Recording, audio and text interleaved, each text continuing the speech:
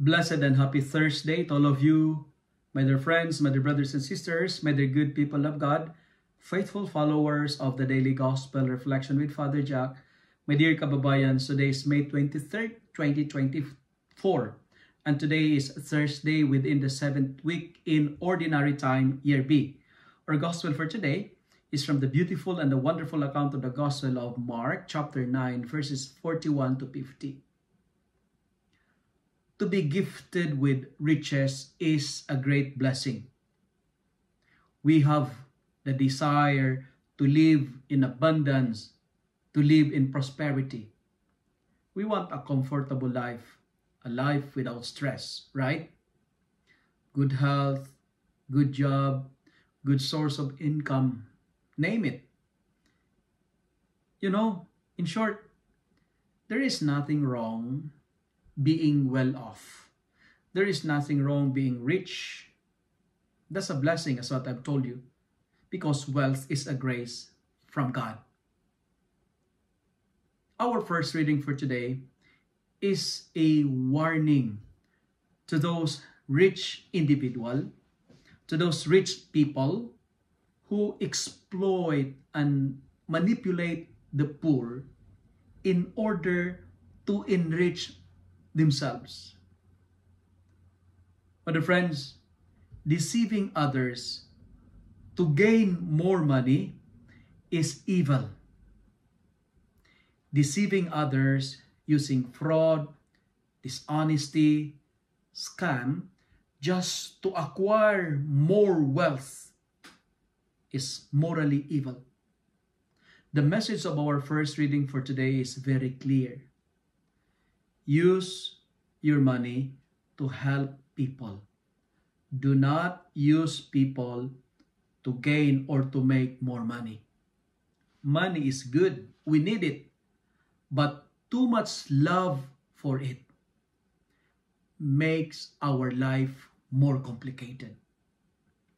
If we want to be happy, we need to live simply and trust in the Lord, not in our bank account.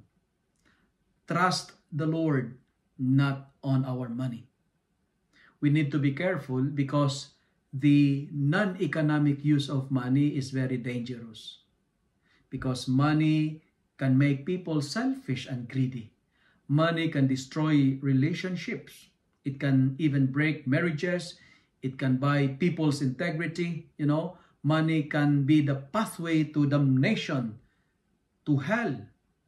Money can destroy the church. Money can destroy our integrity. That's why our responsorial psalm for today is very beautiful, because it says, "Blessed are the poor in spirit, for the kingdom of God is theirs."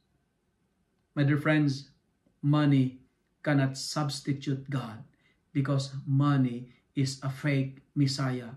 It is a false Savior. Do not put your trust on money. In our gospel, we are highly invited not to be the cause of sin for others. Never be the cause of scandal. We have to cut, we have to eliminate, we have to destroy anything that causes us to sin. That's why the gospel says, if your hands, if your eyes, or whatever causes you to sin, cut it off. Meaning to say, let us try to make our world a sinless community. We need to stay away from sin, because sin will give us temporary pleasure, but it leads us to eternal punishment. Sin will give us temporary satisfaction, but the sad news is this: it will also lead us to endless damnation. Whatever causes you to sin, cut it off. To conclude, let me end my reflection by saying, it is sin that makes our world salty and tasteless.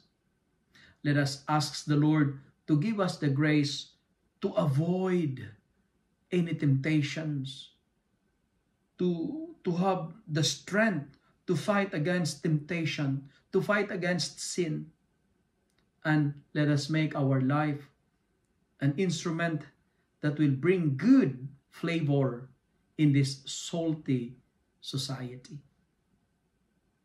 If you love and like this reflection, kindly share it with your friends, share it with your family, make the Word of God viral so that many will be blessed.